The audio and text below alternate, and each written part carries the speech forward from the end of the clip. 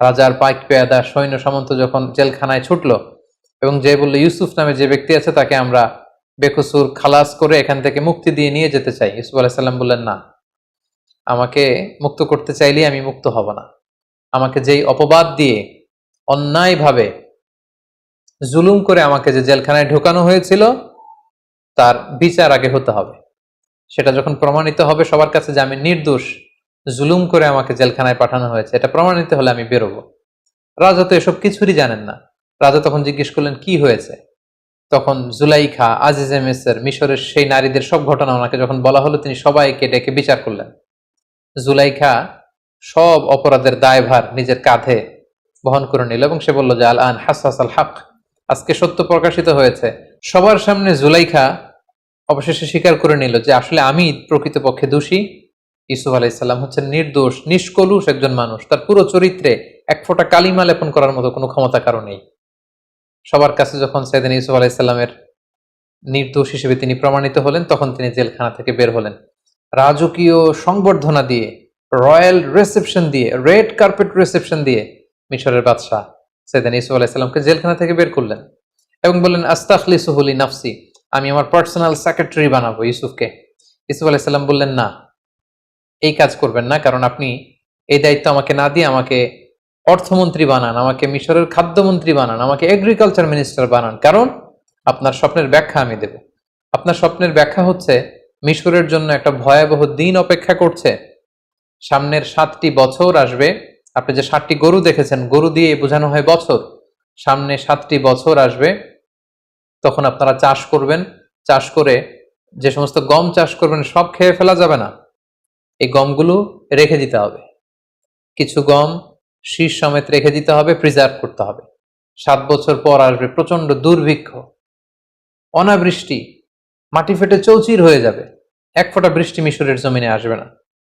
ওই দুর্ভিক্ষের সময় আপনাদের জমানো গমের ভান্ডার থেকে জনগণকে এটা বিতরণ করে সবাইকে খাওয়াবে। 7-14 বছর যখন চলে যাবে, এরপরে 7 বছর প্রচন্ড বৃষ্টি হবে, পুরো মিশর সবুজ শ্যামলে একেবারে পরিপূর্ণ সতেজ হয়ে যাবে, গাভীর ওলানগুলো দুধে পূর্ণ হয়ে যাবে, মাঠ ঘাটে ফসলের সয়লাভ হয়ে যাবে। তাহলে 7-7-7 3-7-21 বছরের একটা রোড ম্যাপ তিনি স্বপ্নের ব্যাখ্যা দাঁড় করালেন এবং রাজা অত্যন্ত খুশি হলেন। রাজা বললেন, ঠিক আছে, আপনাকে ফিনান্স মিনিস্ট্রি, এগ্রিকালচার মিনিস্ট্রির দায়িত্ব দেওয়া হলো। সাইয়েদনা ইউসুফ আলাইহিসসালাম জেল থেকে বের হয়ে মন্ত্রীর ভূমিকায় অবতীর্ণ হলেন এবং এই স্বপ্নের ব্যাখ্যা বিপরীতে তিনি যে রোডম্যাপ, দুর্ভিক্ষ দমন বা দুর্ভিক্ষ মোকাবেলার যে রোডম্যাপ তিনি দাঁড় করিয়েছেন, সেটা অনুযায়ী মিশরের জনগণকে নিয়ে তিনি কাজ করতে শুরু করলেন। ঠিকই ওনার কথা অনুযায়ী প্রথম 7 বছর গম চাষ করা হলো, রাষ্ট্রীয় কোষাগারে শুকনো গমকে প্রিজার্ভ করা হলো। 7 বছর যখন শেষ হয়ে গেল, ঠিকই ওনার স্বপ্নের ব্যাখ্যা অনুযায়ী হুবহু 7 বছর পরেই দুর্ভিক্ষ শুরু হলো, অনাবৃষ্টি শুরু হলো, ড্রট, ফ্যামিন শুরু হলো। পুরো মিশর জুড়ে অনাবৃষ্টি, এক ফোঁটা বৃষ্টি নাই, পানি নাই, নীল নদের পানি শুকিয়ে যেতে লাগলো, না খেয়ে মানুষ মরবার মতো অবস্থা।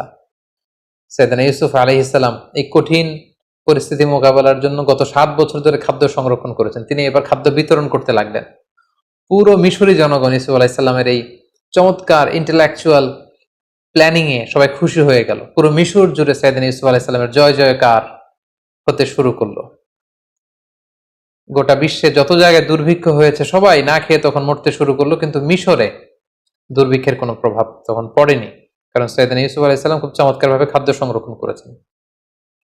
তখনকার এই দুর্ভিক্ষ শুধু মিশরেই প্রভাব পড়েনি, আশেপাশের দেশগুলোতেও দুর্ভিক্ষের কারণে মানুষ না খেয়ে থাকতে শুরু করলো।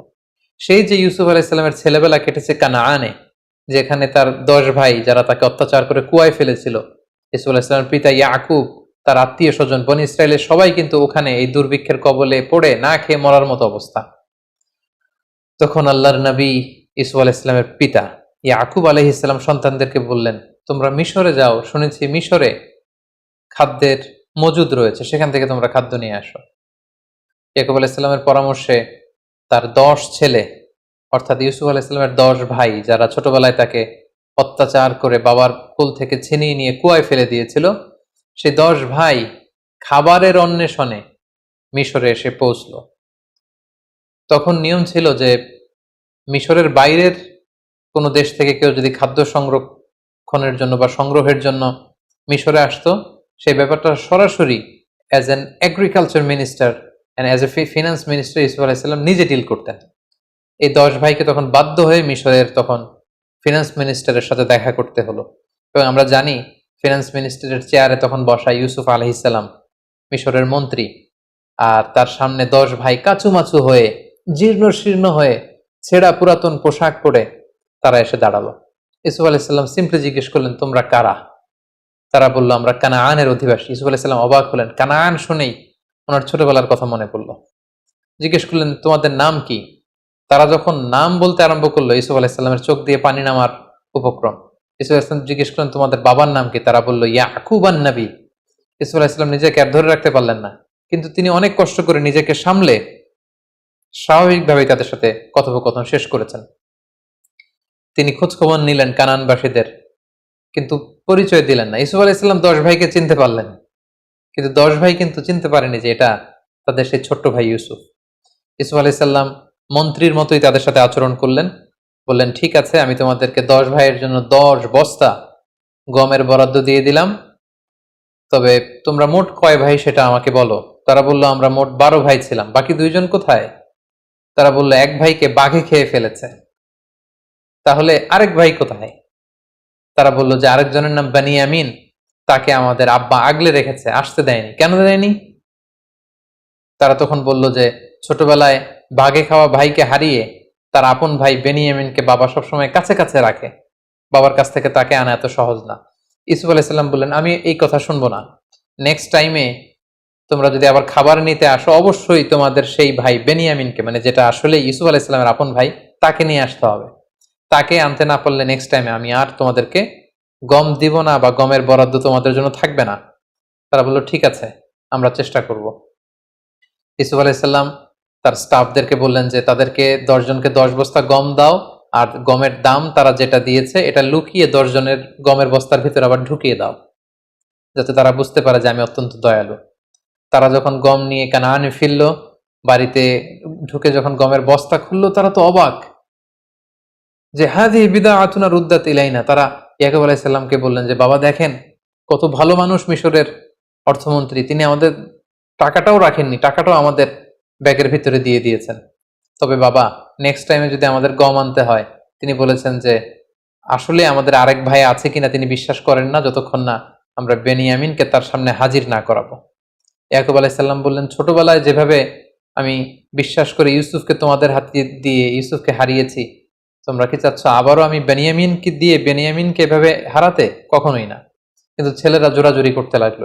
ইয়াকুব আলাইহিস সালামও আর বেনিয়ামিনকেও তিনি ধরে রাখতে পারলেন না। 1 বছর পরে তাদের এই গমগুলো যখন শেষ হয়ে গেল, তারা বেনিয়ামিনকে নিয়ে মিশরে রওনা হলেন। ইউসুফ আলাইহিস সালামের সাথে সাক্ষাৎ করলেন। ইউসুফ আলাইহিস সালাম বললেন, তাহলে এটাই তোমাদের ভাই বেনিয়ামিন? তারা বলল, হ্যাঁ। তিনি বললেন, ঠিক আছে, তাহলে তো তোমরা সত্যবাদী, তোমাদেরকে আবারও অনেকগুলো বস্তা করে আমি গম দিয়ে পাঠিয়ে দেব। তিনি গমের বস্তা দিয়ে দিলেন। এবার তিনি বুদ্ধি করে, একটা ট্রিক করে বেনিয়ামিনকে যাতে নিজের কাছে রেখে দিতে পারেন, তিনি একটি কাজ করলেন। উনি একটি স্বর্ণের পানপাত্র ব্যবহার করতেন, যেটা দিয়ে তিনি পানি খেতেন, বা মিশরের রাজা পানি খেত। তিনি বুদ্ধি করে এই পানপাত্রটা বেনিয়ামিনের গমের বস্তার ভিতরে ঢুকিয়ে দিলেন, এবং তারা যখন ফিরে চলে যেতে লাগলো গমের বস্তা নিয়ে, তিনি সৈন্যদেরকে পাঠালেন, মিশরীয় সৈন্য। তারা সবাইকে ডাক দিল, আইয়াতুহাল আইর ইন্নাকুম লাসারিকুন, মানে ওহে কাফেলার লোকেরা, দাঁড়াও, তোমরা চোর। ইউসুফ আলাইহিস সালামের 11 ভাই দাঁড়ালেন, বেনিয়ামিন সহ। তারা বললেন, কি বলছো? আমরা এখানে এসেছি গম নেবার জন্য, আমরা তো চুরি করতে আসিনি। তোমরা কি হারিয়েছো বলো? তারা বললো, আমাদের রাজার পানপাত্র হারিয়েছি। তারা বললো, আমরা তোমাদের পানপাত্র নিয়ে কি করবো? আমরা দুর্ভিক্ষে মরে যাবার উপক্রম। সৈন্যবাহিনীর লোকেরা বলল, যদি তোমাদের কারোর গমের বস্তার ভেতরে আমাদের রাজার পানি খাওয়ার পাত্র পাওয়া যায়, তখন কি শাস্তি হবে বলো? তারা বলল, যার গমের বস্তার ভেতরে সেই পানপাত্র পাবে তাকে তোমরা রেখে দিও, কারণ আমাদের এলাকায় চোরদেরকে আমরা এই শাস্তি দেই। কেউ যদি কারো জিনিস চুরি করে, তাহলে যার জিনিস চুরি করা হলো সেই চোর তার দাস হয়ে যায়। তো আমাদের কারো গমের বস্তার ভেতরে যদি সেটা পাওয়া যায়, সে তোমাদের দাস, তাকে রেখে দিও। এবার সৈনিকদের মধ্যে থেকে একজন প্রত্যেকের গমের বস্তার থেকে গম বের করে খুঁজতে লাগলো, সার্চ করতে লাগলো। সার্চ করতে করতে কারো গমের বস্তার ভেতরে যখন পায় না, সর্বশেষে যখন বানিয়ামিনের বস্তা চেক করা হলো, দেখা হলো যে এখানে বানিয়ামিনের গমের বস্তার ভেতরে সেই পানপাত্র পাওয়া গেল। বাকি 10 ভাই তো লাজবাব, তারা তো অবাক। তারা বললো, হে বেনিয়ামিন, তুমি কি করলে এটা? তুমি এখানে এসে চুরি করবে আমরা কল্পনাও করতে পারিনি। তারা একটা মিথ্যা কথা বললো। তারা বললো, তোমার ভাইও ছিল চোর, তুমিও একটা চোর। নাউযুবিল্লাহি মিন যালিক। আসলে কথাটা একেবারেই মিথ্যা। তখন সাইয়েদনা ইউসুফ আলাইহিসসালাম ওই জায়গায় এসে উপস্থিত হলেন। তিনি বললেন যে, তোমরা বলেছ চোরকে আমরা সাথে করে নিয়ে যাব, বেনিয়ামিনের বস্তায় যেহেতু পাওয়া গিয়েছে তাকে আমি নিয়ে গেলাম। তারা বলল, হে মিশরের অর্থমন্ত্রী, হে মেহেরবান, আপনি তো অত্যন্ত দয়ালু। এই ভাইকে যদি আমরা আমাদের বাবার কাছে ফিরিয়ে দিতে না পারি, আমাদের বাবা হয়তো মারাই যাবেন। আপনি যদি মেহেরবানি করে তার বদলে আমাদের 10 ভাইয়ের যে কোনো একজনকে রেখে দেন তার জায়গায়, আমরা অত্যন্ত কৃতজ্ঞ হব। ইউসুফ আলাইহিস সালাম বললেন, নাউযুবিল্লাহ, এটা আমার পক্ষে সম্ভব না। কারণ যে চুরি করেছে শাস্তি আমি তাকে না দিয়ে যদি অন্য কাউকে দেই, তাহলে মিশরের সবাই আমাকে জালিম ডাকবে। আমি একজন ন্যায়পরায়ণ বাদশাহ, এখানে আমার সুনাম রয়েছে, এটা আমি পারবো না। তিনি ট্রিক করে তার আপন ভাই বেনিয়ামিনকে নিজের কাছে রেখে দিলেন। সুবহানাল্লাহি বিহামদি। অনেক বছর পর ভাইয়ের সাথে তিনি মোলাকাত করলেন, কোলাকুলি করলেন, এবং তিনি যখন বেনিয়ামিনকে নিজের পরিচয় দিলেন, বেনিয়ামিনও নিজের চক্ষুকে বিশ্বাস করতে পারল না যে মিশরের অর্থমন্ত্রী আমার সে হারিয়ে যাওয়া বাঘে খাওয়া ভাই ইউসুফ। সুবহানাল্লাহি বিহামদি। অতঃপর ইয়াকুব আলাইহিস সালামের 10 ছেলে ব্যর্থ হয়ে কানানে ফিরে এসে বাবার কাছে সব খুলে বলল। ইয়াকুব আলাইহিস সালাম বিশ্বাস করতে পারলেন না। তিনি বললেন, আমার ছেলে বেনিয়ামিন চুরি করতেই পারে না। 10 ছেলে বলল, বাবা, আমরা যদি মিথ্যা বলে থাকি, কাফেলাতে আমাদের সাথে অনেক লোক ছিল, আপনি তাদেরকে জিজ্ঞেস করুন। তারা আমাদের সামনে দাঁড়িয়ে দাঁড়িয়ে দৃশ্য দেখেছে যে বেনিয়ামিনের ব্যাগ থেকেই সেই পানপাত্র পাওয়া গিয়েছে। ইয়াকুব আলাইহিস সালাম এবার আরো মর্মাহত হলেন, আরো দুঃখিত হলেন। তিনি ভেঙে পড়লেন একেবারে মানসিকভাবে। এতদিন ইউসুফকে হারানোর কষ্ট, এবার ইউসুফের ভাই বেনিয়ামিনকে হারানোর কষ্ট। কাঁদতে কাঁদতে উনি অন্ধ হয়ে গেলেন। তারপর আশা হারালেন না। বললেন, বাবারা, তোমরা আবার মিশরে যাও, আবার সেই অর্থমন্ত্রীকে অনুরোধ করো। আমার মন বলছে যে তোমরা ইউসুফ এবং বেনিয়ামিন দুজনকেই খুঁজে পাবে। 10 ভাই এবার আবার অর্থমন্ত্রীর কাছে যে ইয়াকুব আলাইহিস সালামের পক্ষ থেকে একটা চিঠি দিল যে, হে অর্থমন্ত্রী, আপনি পড়ে দেখুন আমার বাবা কি লিখেছে, আমাদের বাবা। তখন ইয়াকুব আলাইহিস সালাম অত্যন্ত মর্মস্পর্শী, হৃদয়স্পর্শী, আবেগঘন একটা চিঠি লিখেছিলেন যে, আমি একজন অন্ধ পিতা, অনেক বয়স আমার হয়ে গিয়েছে, ছোটবেলায় আমি ইউসুফকে, আমার সন্তানকে হারিয়েছি, আজ বেনিয়ামিনকে। এরকম আবেগঘন কথা যখন ইউসুফ আলাইহিস সালাম শুনলেন, তিনি আর ধৈর্য ধারণ করতে পারলেন, হাউমাউ করে কাঁদতে শুরু করলেন। এবং ওনার কান্না দেখে 10 ভাই অত্যন্ত আশ্চর্য হয়ে গেল। ঘটনা কি?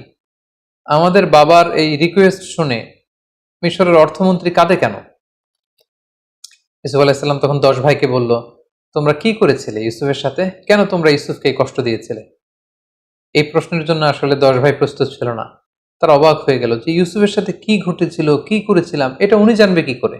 অতঃপর ইউসুফ আলাইহিস সালাম তাদের সামনে সত্যকে প্রকাশ করে দিলেন। তিনি বললেন, আনা ইউসুফ ওয়া হাদা আখি, আমি হচ্ছি সেই ইউসুফ যাকে তোমরা অত্যাচার করে, মারপিট করে দুনিয়া থেকে বিদায় করবার উদ্দেশ্যে কুয়ার মধ্যে ফেলে দিয়েছিল। আমি সেই ইউসুফ। সেখান থেকে আল্লাহ তাআলা রাজপ্রাসাদে বড় করি আজকে এই অর্থমন্ত্রীর চেয়ারে আল্লাহ তাআলা আমাকে বসিয়েছেন। আল্লাহ তাআলা আমাকে অনেক নেয়ামত দিয়েছেন, আর এটাই হচ্ছে আমার ভাই বেনিয়ামিন। 10 ভাই তখন অত্যন্ত লজ্জিত হলো, তারা ভয়ে কাঁপতে আরম্ভ করলো। তারা ভাবলো যে ইউসুফ এখন অর্থমন্ত্রী, মিশরের এত বড় পজিশনে আছে, চাইলে আমাদেরকে বড় শাস্তি দিতে পারবে। তারা কাঁপছিল। ইউসুফ আলাইহিস সালাম বললেন, লা তাসরিবা আলাইকুমুল ইয়াউম, তোমাদের প্রতি কোনো প্রতিশোধ নেয়ার মানসিকতা, কোনো রিভেঞ্জ নেয়ার মেন্টালিটি আমার নেই। আমি তোমাদের ক্ষমা করে দিলাম, তোমরা আমার ভাই। সবাইকে জড়িয়ে নিলেন। 10 ভাই ইউসুফ আলাইহিস সালামের কাছে ক্ষমা চাইলেন। ইউসুফ আলাইহিস সালাম বললেন, আমার এই গায়ের জামা নিয়ে বাবার চোখে লাগাও, বাবা দৃষ্টি ফিরে পাবে। কারণ এতদিনে ইয়াকুব আলাইহিস সালাম অন্ধ হয়ে গিয়েছিলেন কাঁদতে কাঁদতে। এবং তোমাদের বংশধর আমার বাবাকে নিয়ে, সবাইকে নিয়ে মিশরে আসো। এবং সেটাই ঘটলো। ইউসুফ আলাইহিস সালামের জামা নিয়ে 10 ভাই সাইয়েদনা ইয়াকুব আলাইহিস সালামের চোখে লাগালেন, তিনি দৃষ্টি ফিরে পেলেন। কানান থেকে বিশাল মানুষের বহর নিয়ে ইয়াকুব আলাইহিস সালাম মিশরে আগমন করলেন। সাইয়েদনা ইউসুফ আলাইহিস সালাম লাল গালিচার সংবর্ধনা দিয়ে বাবাকে রিসিভ করলেন, এবং অনেক বছর পর সেই ছোট্ট ইউসুফ আজকে পরিণত অর্থমন্ত্রী হয়ে বাবাকে রিসিভ করলেন, বাবাকে জড়িয়ে ধরলেন। এবং পিতা পুত্রের সেই মিলনের দৃশ্য যে কত সুন্দর ছিল সেটা কল্পনারও বাইরে। অনেক চমৎকার করে আল্লাহ তাআলা সূরা ইউসুফে এগুলো উল্লেখ করেছেন। এবং ইয়াকুব আলাইহিস সালাম সবাইকে নিয়ে, তিনি, তার স্ত্রী, এবং তার 11 সন্তানকে নিয়ে ইউসুফ আলাইহিসসালামকে একটা সেজদা দিয়েছিলেন, তাফসিরে এসেছে। ওই সেজদাটা ছিল অনারারি সেজদা, সম্মান সূচক সেজদা, এটা ইবাদতের সেজদা নয়, যেটা ওই শরীয়তে ওই নবীদের জামানায় এটা জায়েজ ছিল, কিন্তু আমাদের শরিয়াতে উম্মতে মুহাম্মাদের জন্য এরকম সম্মান সূচক সেজদা দেওয়াও জায়েজ নেই। এই সেজদাটা দিয়ে বাবা মা এবং 11 ভাই সেজদা দিয়ে ইয়াকুব আলাইহিসসালাম ইউসুফ আলাইহিসসালামকে ডেকে বলেছিলেন, ইউসুফ, তোমার কি মনে পড়ে সেই ছোট্টবেলায় তুমি একটা স্বপ্ন দেখেছিলে? আজকে আমরা যেটা করলাম এটাই হচ্ছে সেই স্বপ্নের ভিজুয়ালাইজেশন। তুমি স্বপ্নে দেখেছিলে যে চাঁদ, সূর্য আর 11টা তারা তোমাকে সেজদা করছে। চাঁদ আর সূর্য হচ্ছে আমি আর আমার স্ত্রী, আর 11টা তারা হচ্ছে তোমার এই 11 ভাই। অর্থাৎ আমাদের উপর তোমার শ্রেষ্ঠত্ব আল্লাহ পৃথিবীতে প্রমাণ করবেন, তোমার লিডারশিপ আমাদের উপর তিনি অবধারিত করবেন, এবং আমার পরে ভিলায়াত, নবুয়াত আল্লাহ তাআলা তোমাকে দান করবেন। ঠিক এভাবে সাইয়েদনা ইয়াকুব আলাইহিস সালামের সাথে ইউসুফ আলাইহিস সালামের মিলিত হবার ঘটনাটি মিশরে এসে শেষ হয়। সম্মানিত শুধু এই ছিল আহসানুল কসাস, দ্য বেস্ট অ্যামং স্টোরিজ। সূরা ইউসুফের শুরু থেকে শেষ পর্যন্ত কোরআনের আয়াতগুলোকে উল্লেখ করা বা রেফার করা ছাড়া আমি শুধু ঘটনা প্রবাহটি আপনাদের সাথে শেয়ার করেছি। আমি বলেছি যে ডিসক্রিপশন বক্সে আমরা 4 পর্বের যে রিফ্লেকশনস ফ্রম সূরা ইউসুফের 4 ঘন্টার একটি আলোচনার লিঙ্ক আমরা সেখানে দিব। আপনারা আরো বিস্তারিত জানতে চাইলে সেগুলো আপনারা জেনে নেবেন ইনশাআল্লাহ। সম্মানিত শুধু এ পর্যায়ে আমরা ইউসুফ আলাইহিস সালামের জীবনী থেকে কি কি শিক্ষা গ্রহণ করতে পারি সে ব্যাপারে আলোকপাত করব। প্রথম যে শিক্ষাটি আমরা পাই সেটি হচ্ছে দ্য পাওয়ার অফ স্টোরিজ। একটা গল্প কতটা পাওয়ারফুল হতে পারে সেটা আমরা এখান থেকে জেনেছি, যেটাকে আল্লাহ তাআলা আহসানুল কসাস বলেছেন, দ্য বেস্ট অ্যামং স্টোরিজ। কারণ গল্প কিন্তু মানুষের মনে দাগ কাটে, গল্প মানুষকে ইনফ্লুয়েন্স করে, একটা গল্প আরেকজনকে ইন্সপায়ার করে। সেজন্য আমরা সফল মানুষদের গল্প শুনি, তাদের জীবনী পড়ি, যাতে করে সেখান থেকে আমরা কিছু শিক্ষা নিতে পারি। ইউসুফ আলাইহিস সালামের জীবনের প্রতিটি পরতে পরতে কিন্তু আমাদের জন্য শিক্ষা রয়েছে, এবং গল্পের মাধ্যমে যে শিক্ষা নেওয়া যেতে পারে এই বিষয়টি আমরা ইউসুফ আলাইহিস সালামের জীবনী থেকে পাই। 2 নম্বর যে শিক্ষাটি পাই, the relationship between father and son. বাবা সন্তানের সম্পর্কটা কেমন হওয়া উচিত আমরা দেখলাম যে ইয়াকুব আলাইহিস সালাম ইউসুফ আলাইহিস সালামের জন্য পাগল পাড়া। ছোট্টবেলা থেকে ইউসুফ আলাইহিস সালামকে হারিয়ে তিনি আশা হারাননি, বুক ভরা আশা নিয়ে তিনি বেঁচেছিলেন যে ইউসুফকে তিনি পাবেন, এবং সেই ছোট্টবেলা থেকে ইউসুফ আলাইহিস সালামের সাথে যে সম্পর্ক, যখন যে উপদেশ দেয়া দরকার সেই উপদেশ কিন্তু তিনি তাকে দিয়েছেন। এবং ইউসুফ আলাইহিস সালামের স্বপ্ন দেখে কাউকে শেয়ার করেননি, প্রথমে যে বাবার কাছে শেয়ার করেছেন। আমাদের বর্তমান সমাজে বাবা ছেলেদের সম্পর্কের অনেক গ্যাপ আমরা দেখতে পাই। ছেলে বাবাকে ওই রকম ট্রাস্ট করে না, বিপদে পড়ে সে অন্যদের সাথে শেয়ার করে, বাবার সাথে শেয়ার করে না। কিন্তু এই শিক্ষাটি কিন্তু আমরা এখান থেকে পাই। ছোট্ট ইউসুফ আগে বাবাকে বলেছিলেন, এবং ইয়াকুব আলাইহিস সালামও কাঁদতে কাঁদতে, ইউসুফ আলাইহিস সালামের জন্য কাঁদতে কাঁদতে শেষ বয়সে অন্ধ হয়ে গিয়েছিলেন। তাহলে বাবা ছেলের সম্পর্ক কেমন হওয়া উচিত এই শিক্ষাটা কিন্তু আমরা এখান থেকে পাই। 3 নম্বর যে শিক্ষাটা আমরা পাই সেটা হচ্ছে জেলাসি একটা জীবনকে ধ্বংস করে দেয়, এবং আপনি যদি নেয়ামত প্রাপ্ত হন, বিশেষ কোনো মার্সি ব্লেসিংস আল্লাহর পক্ষ থেকে আপনার জীবনে থাকে, আপনি যদি জীবনে সফল হন আর আপনাকে কেউ জেলাসি করবে না, ইটস ইম্পসিবল, এটা অসম্ভব, এটা থাকবেই। কারণ নেয়ামাতু মাহসুদা, আল্লাহর কোনো নেয়ামত যদি আপনি পান, আপনার সমসাময়িক লোকেরা আপনার সাথে জেলাসি করবে। এজন্য সব ভালো কথা সবার সাথে সবসময় শেয়ার করতে নেই। আপনার যে কোনো ধরনের সাকসেস, আপনার কোনো ভালো বিষয় সবসময় সবার সাথে শেয়ার করতে নেই, কারণ সবাই আপনার ভালো দেখে খুশি হয় না। অনেকে অত্যন্ত বেজার হয়, অনেকে মনে মনে কষ্ট পায়, তারা হিংসার আগুনে জ্বলে পুড়ে মরে। এজন্য এই হিংসা থেকে আমাদেরকে বেঁচে থাকতে হবে। হিংসা একটি সুন্দর সম্পর্কের মধ্যে ভাঙন সৃষ্টি করতে পারে, একটি পরিবারের মধ্যে বিশৃঙ্খল একটা পরিবেশ তৈরি করতে পারে। এজন্য আল্লাহ তাআলা আমাদেরকে শিখিয়েছেন আমরা যেন এই হিংসা থেকে, হিংসাকারীদের থেকে আল্লাহ তাআলার কাছে যেন পানাহা চাই। সূরা ফালাকে কিন্তু আমরা সবসময় পড়ি যে অমিন শাররি হাসিদিন ইদা হাসাদ, হে আল্লাহ, আমরা হিংসুকের হিংসা থেকে তোমার কাছে পানাহা চাই যখন সে হিংসা করে। সো এই হিংসা থেকে আমাদেরকে বেঁচে থাকবার চেষ্টা করতে হবে। 4 নম্বর যে ব্যাপারটি আমরা জানতে পারি যে এই সূরা ইউসুফ এবং ইউসুফ আলাইহিস সালামের জীবনীতে কয়েকটি স্বপ্নের কথা আমরা শুনেছি। স্বপ্নের ব্যাপারে বলবো যে স্বপ্ন অর্থবহ হওয়ার জন্য যিনি স্বপ্ন দেখেছেন তিনি মুমিন বা বিশ্বাসী হতে হবে, এটা নট নেসেসারি। অবিশ্বাসী কাফিরের স্বপ্ন সত্য হতে পারে। কারণ ইউসুফ আলাইহিস সালামের সাথে জেলখানায় যে 2 জন কয়েদি ঢুকেছিল তারা কিন্তু মুশরিক ছিল, কিন্তু তাদের স্বপ্ন কিন্তু অর্থবহ হয়েছিল। পাশাপাশি রাজা যে স্বপ্ন দেখেছিল রাজাও কিন্তু তখন মুশরিক ছিল, পরবর্তীতে ইসুফ আলাইহিস সালামের প্রতি ঈমান এনে মুমিন হয়েছে। তো মুশরিক থাকা অবস্থায় রাজা যে স্বপ্ন দেখেছিলেন এটাও কিন্তু অর্থবহ একটি স্বপ্ন। তার মানে শুধু বিশ্বাসীদের স্বপ্নই যে সত্য হবে তা নয়, মাঝে মাঝে কাফির মুশরিকদের স্বপ্নও সত্য হতে পারে। 5 নাম্বার যে শিক্ষাটি আমরা পাই সেটি হচ্ছে সর্বাবস্থায় আল্লাহ তাআলার আনুগত্যকে প্রাধান্য দিতে হবে এবং এটাকে জীবনের চূড়ান্ত গোল বা ফোকাস হিসেবে নির্ধারণ করতে হবে। আমরা ইউসুফ আলাইহিস সালামের দিকে যদি খেয়াল করি, জুলাইখার টেম্পটেশন ওনাকে নড়াতে পারেনি, মিশরের সুন্দরী নারীদের ওয়াসওয়াসা ওনাকে নড়াতে পারেনি। ওনার যে ফোকাস, এই ফোকাস থেকে তিনি লক্ষ্যচ্যুত হননি। সবসময় আল্লাহ তাআলার আনুগত্যকে তিনি প্রাধান্য দিয়েছেন। 6 নম্বর যে ব্যাপারটি আমরা ইউসুফ আলাইহিস সালামের জীবনী থেকে শিখতে পারি সেটা হচ্ছে মেইনটেইনিং দ্য গুড ক্যারেক্টার। কারণ চরিত্র হচ্ছে মানুষের জীবনের সবচাইতে দামি সম্পদ। Never compromise your ethics or your moral standard.